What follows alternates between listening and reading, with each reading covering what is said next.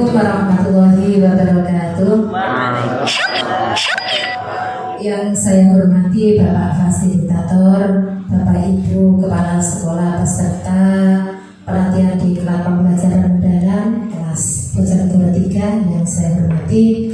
Alhamdulillah, puji syukur kita haturkan kehadirat Allah Subhanahu wa Ta'ala yang telah melimpahkan rahmat, taufik, hidayah dan wilayahnya, sehingga pada kesempatan yang berbahagia ini kita masih diberikan kesehatan oleh Allah Subhanahu wa Ta'ala untuk melaksanakan kegiatan dan aktivitas kita sehari-hari dalam keadaan sehat walafiat. Amin.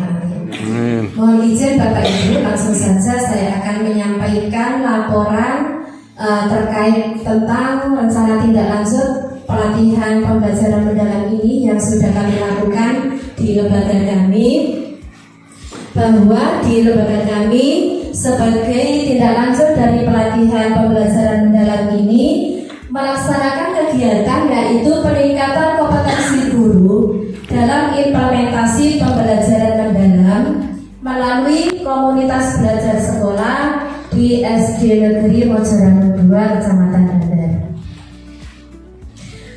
Kemudian yang menjadi latar belakang kegiatan kami yang pertama yang sifatnya secara umum yaitu dengan adanya perubahan cepat pada teknologi, ekonomi, dan pola kerja menuntut sistem pendidikan untuk bertransformasi dari sekedar menyampaikan konten menuju pembentukan kemampuan berpikir kritis, pemecahan masalah, dan kemandirian belajar.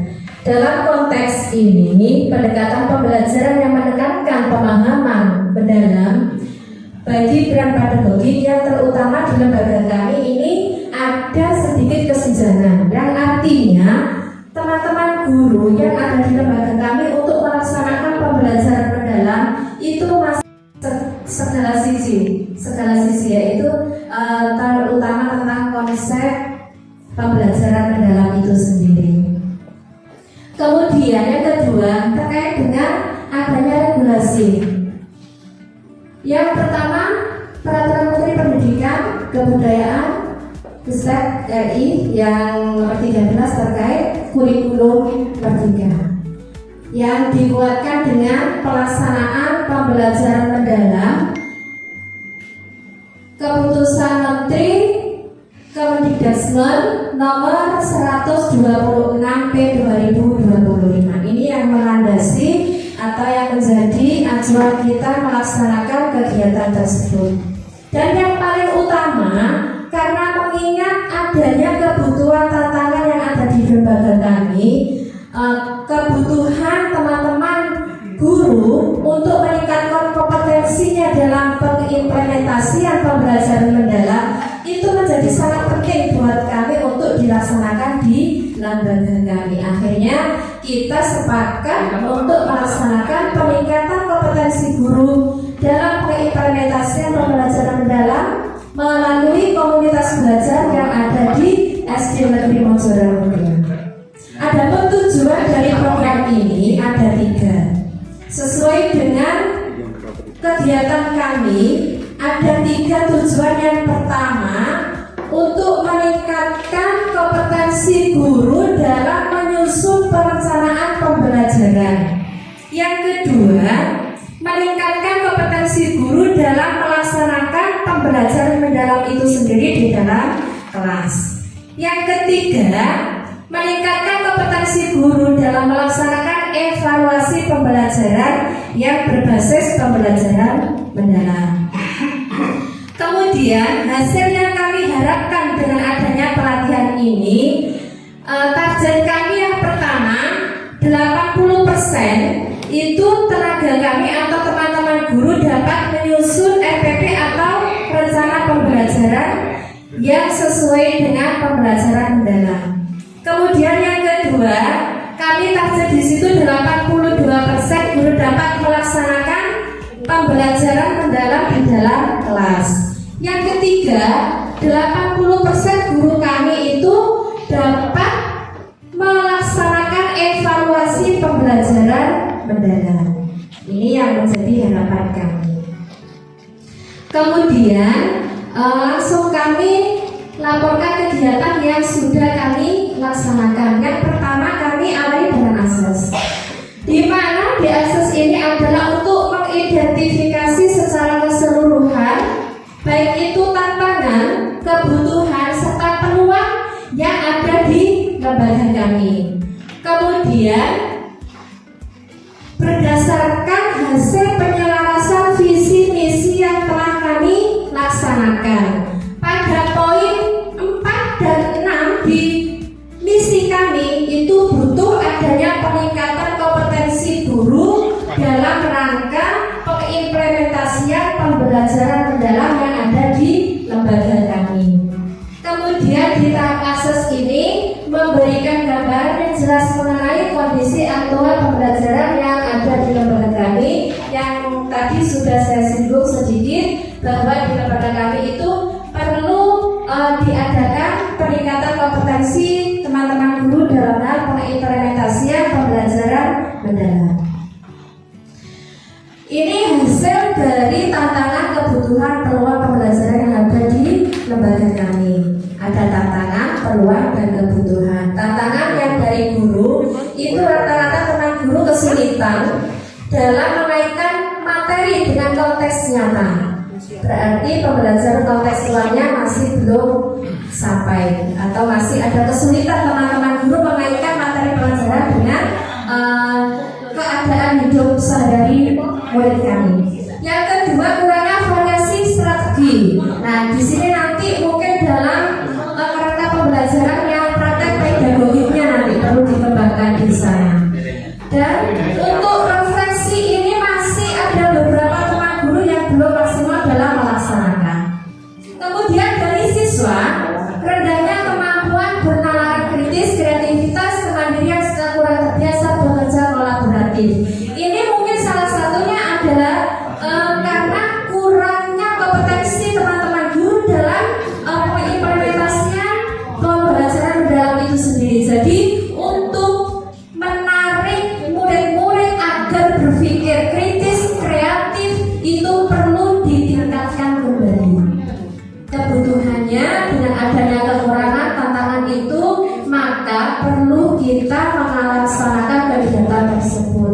Peluangnya, kami dari sekolah penggerak dulu sudah memiliki wadah, yaitu komunitas belajar desa muda, belajar bersama Mojorano II. Disinilah tempat kami mengasah meningkatkan kompetensi kami yang ada di SDN Mojorano II. Kemudian ada yang menunjang juga, yaitu mungkin ditunjang dengan adanya digitalisasi yang kami miliki, bisa dikembangkan di sana. Kemudian di desain. Di tahap desain ini ada 3 tahapan yang kami laksanakan. Pertama, pra kegiatan atau persiapan. Sebelum kami masuk di implement pelaksanaan, ada beberapa hal yang kami laksanakan ketika di persiapan kegiatan. Kami membentuk tim kecil. Kemudian yang kedua, mempersiapkan membuat undangan kegiatan, menyiapkan sarana prasarana tempat yang akan kami gunakan untuk melaksanakan kegiatan komunitas belajar dalam rangka peningkatan kompetensi guru dalam mengimplementasikan pembelajaran mendalam. Kemudian menyusun dan menyiapkan daftar hadir peserta. Setiap kami melaksanakan kegiatan, kami sediakan daftar hadir, dipersiapkan. Kemudian banner, kemudian dokumentasi kegiatan, menyusun instrumen kegiatan. Setiap kegiatan, karena di kami ada beberapa kegiatan, maka instrumen itu kami sesuaikan dengan kegiatan yang akan kami laksanakan. Kemudian kita menyiapkan materi, baik itu nanti berupa Word maupun PowerPoint. Yang lebih seringnya kita menyiapkan materi itu dalam bentuk PowerPoint. Kemudian sebelum melaksanakan implement, kita juga membuat soal pretest dan menyiapkan soal post-test. Nah, kemudian ini di tahapan pelaksanaan kegiatan. Di tahapan pelaksanaan kegiatan, kita melaksanakan kegiatan sesuai dengan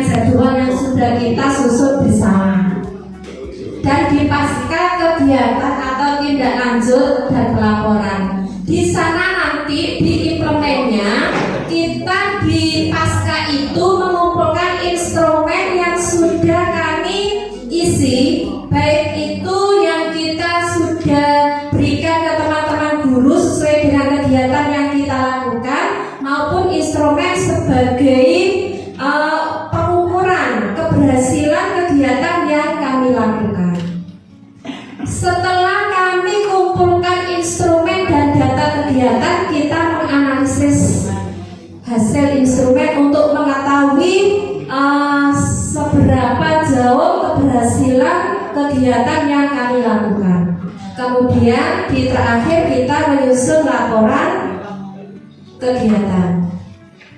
Nah, di implement ini kita paparkan kegiatan yang sesuai dengan tanggal yang sudah kita tuangkan di dalam RTL atau di jurnal kami. Untuk paparan kegiatan semuanya sudah kami tuangkan di dalam laporan kami. Di sini hanya sebagai garis besarnya saja. Di sana sudah kami sampaikan diawali 1 September itu ada desain awal atau pretest. Sebelum masuk ke kegiatan kita melaksanakan pretest. Kemudian sebelum penyusunan perencanaan kita awali sosiali konsep pembelajaran mendalam itu seperti apa. Kita pahamkan teman-teman guru untuk belajar bersama bagaimana konsep pembelajaran mendalam tersebut. Kemudian ada penyusunan perencanaan pembelajaran, dan setelah itu ada satu waktu untuk selalu saling berbagi praktek baik teman-teman guru, terutama 2 guru kemarin yang sudah mengikuti pelatihan PM ini untuk menyampaikan hasilnya kepada teman-teman. Kemudian setelah menyusun perencanaan pembelajaran di tanggal 16 sampai 20 kami melaksanakan pendampingan kelas dari kelas 1 sampai kelas 6 dan guru mata pelajaran sesuai dengan jadwal yang sudah kita buat. Kemudian evaluasi pembelajaran ini meskipun kami melihatnya atau menilainya pelaksanaan evaluasi ini include dalam pendampingan di dalam kelas, tapi kami juga ada semacam hasil analisis tersendiri terkait pelaksanaan evaluasi pembelajaran ini. Setelah itu kita merefleksi hasil kegiatan kami dan tindak lanjut. Peninjauan ulang karena masih ada waktu dan ada beberapa teman yang masih perlu dan butuh untuk peningkatan dalam penyusunan perencanaan pembelajaran. Akhirnya di sana kami untuk tinjau ulang bagaimana alurnya, caranya untuk menyusun perencanaan pembelajaran itu. Kemudian di terakhir 4 sampai 14 Oktober kami gunakan untuk menyusun laporan kegiatan ini. Pasca tidak lanjut pelaporan, tadi sudah saya sampaikan mengumpulkan instrumen, kemudian menganalisis sampai menyusun laporan. Ini salah satu contoh hasil dari pretest dan posttest. Di sana pretest rata-rata semua keseluruhan 73,75%. Kemudian posttestnya hasil terakhir 89,38%. Berarti di sini ada peningkatan 21,19%. Ini pretest dan posttest. Kemudian ini hasil contoh analisis hasil pendampingan kelas.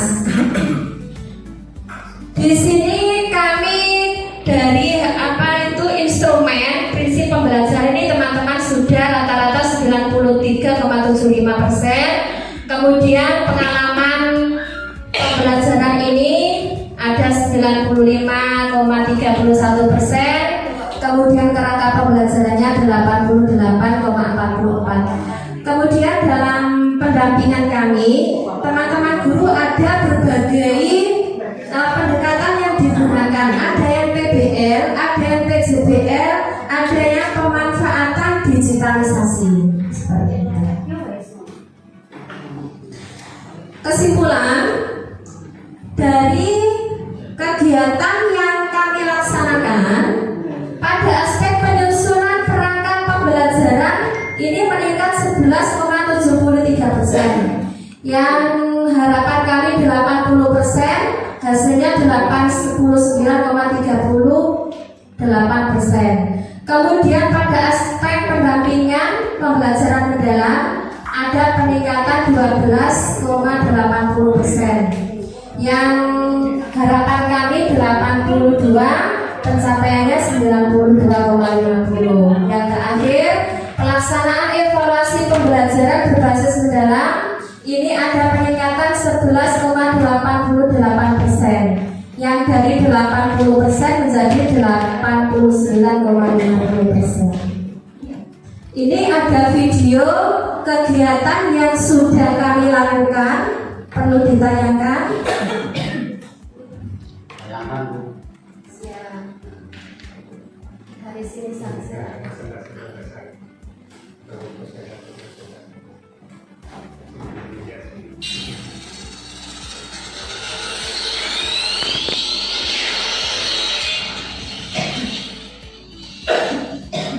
Video yang sudah kami laksanakan.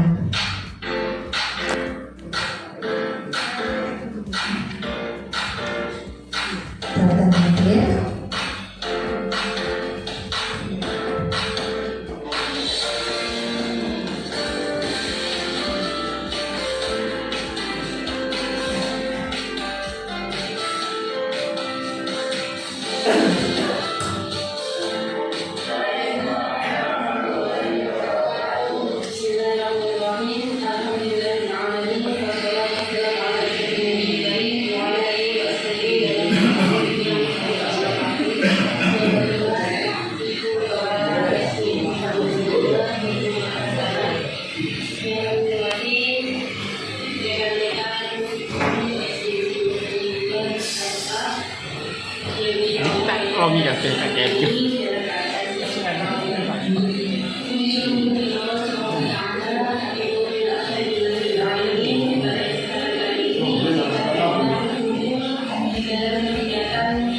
Pelajaran PABB ini pasca observasi.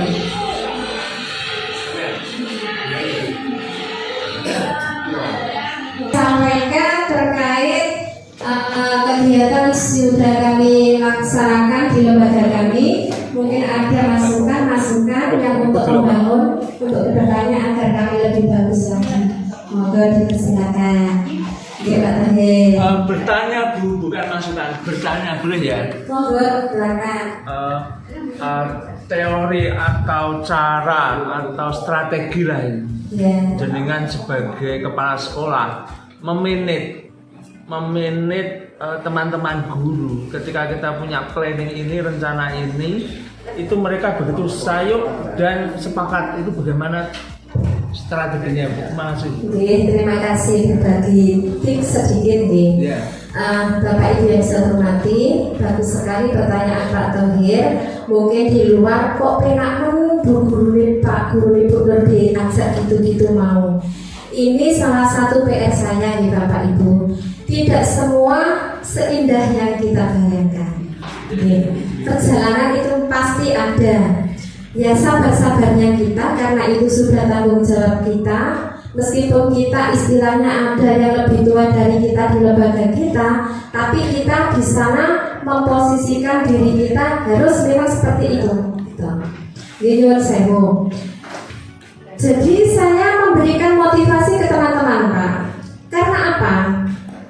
Kita kalau tidak ada greget, kalau tidak ada kesadaran, tidak ada kemauan untuk meningkatkan kompetensi kita, kita akan tertindas dengan yang lain. Seperti itu. Kita jangan sampai kalah dengan anak-anak kita. Anak-anak kita secara apa ya? Kemampuan dalam ber-IT itu luar biasa. Kita sebagai guru kalau tetap tidak ada kemauan untuk berkembang, nanti kita akan dipermalukan anak-anak kita. Seperti itu. Itu motivasi pertama yang saya bangun.